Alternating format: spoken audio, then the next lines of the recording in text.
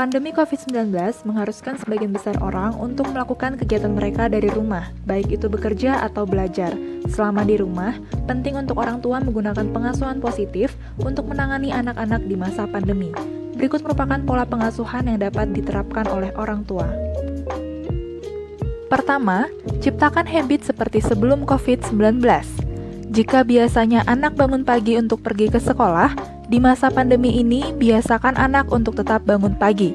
Orang tua perlu membuat jadwal kegiatan, kapan anak harus belajar, bermain gadget, maupun istirahat. Hal ini akan membiasakan anak untuk hidup disiplin. Kedua, asah kreativitas anak. Salah satu hal yang dapat dilakukan untuk mengasah kreativitas anak adalah bermain permainan edukatif. Misalnya, seperti menggambar atau melukis, dan juga bermain puzzle. Hal ini dapat menjadi stimulus tepat untuk tumbuh kembang anak. Bermain akan memungkinkan anak menggunakan kreativitas mereka untuk mengembangkan imajinasi, ketangkasan, kekuatan fisik, kognitif, serta emosional anak. Orang tua dan anak juga dapat membuat alat permainan edukatif di rumah. Berikutnya, komunikasi dengan anak. Meskipun orang tua berhak memberikan intervensi atau aturan kepada anak, namun anak juga memiliki aspirasi. Buatlah aturan berdasarkan komunikasi dan persetujuan bersama anak. Ini merupakan tipe pola pengasuhan otoritatif, di mana orang tua memberikan ruang kepada anak untuk mengungkapkan pendapat mereka. Keempat, menguasai diri. Bila orang tua mengalami mood yang tidak stabil, orang tua harus menyelesaikan masalah terlebih dahulu sebelum berhadapan dengan anak.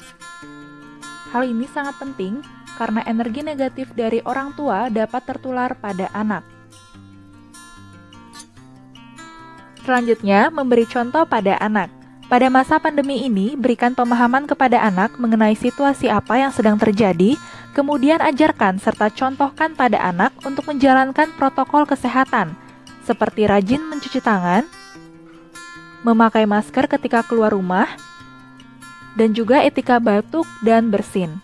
Contoh lainnya, bila selama di rumah orang tua ingin agar anak mengontrol diri bermain gadget, maka orang tua pun harus memberikan contoh dengan tidak terlalu sering bermain gadget.